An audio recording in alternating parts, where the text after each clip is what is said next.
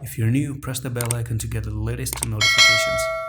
Assalamu alaikum everyone, welcome back to a Luna Classic video update. Now yesterday's my technical target was met. There's a video that I actually uploaded up and said that hey, there could be a 4% pump to the upside, and we met that technical target like a boss. And I told you that this is a place where you gotta be extra careful because this is an influential place. Now I'm not saying that we're still bullish.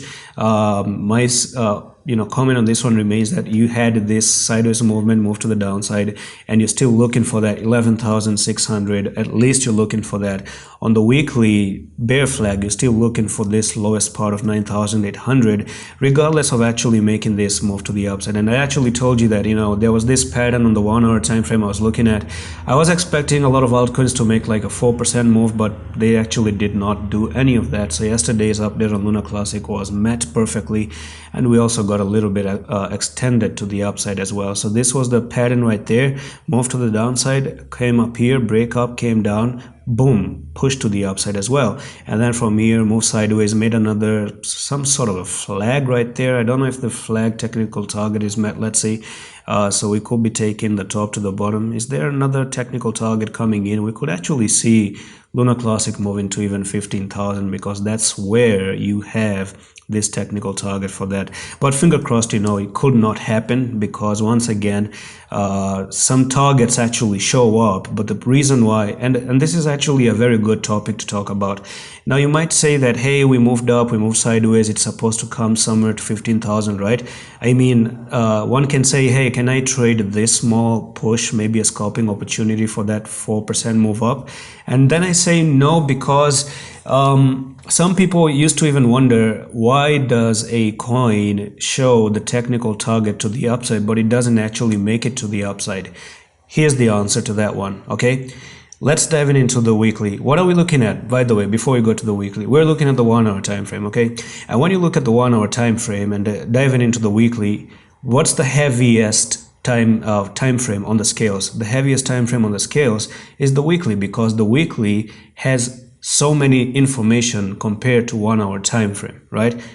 That's why it's called a higher time frame, because it's the highest part of the smaller time frame. Basically, people had to wait a lot of time, and 1 hour is weak.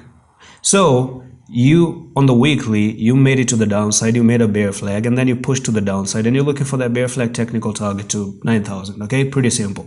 Up till here, pretty simple.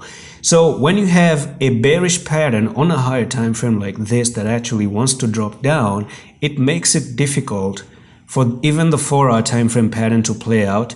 It makes it difficult even for a 1 hour time frame to play out as well, because there could be lack of volume and manipulation at best. So you're still looking for that $9,800, right? Unless you're not breaking out of the bear flag or breaking out of 27,000, then we can say that this is a different scenario. We need to get above 27,000 to make an uptrend, basically. Unless you're not doing that, anything can happen. Like, you can still go to the target, don't get me wrong, but if you don't go to the target, don't get surprised why it didn't go there.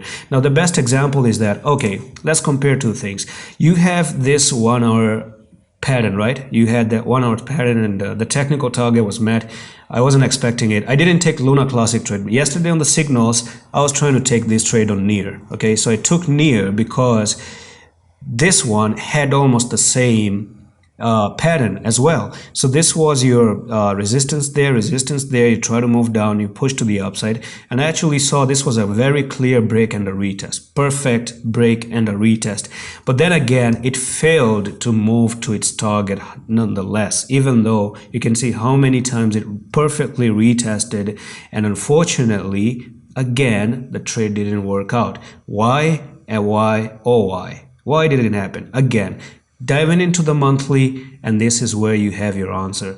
The monthly shows that we do have NEAR looking bad to even continue lower. So if you take that top to the bottom of this bear flag and you put that right over there, we have a pressure for NEAR to move to $0.569, and that's the reason why the smaller time frame gets affected very, very badly, and that's why it can happen for Luna Classic as well. And that's pretty much it for this update. By the way, the monthly is about to end in the next 7 days.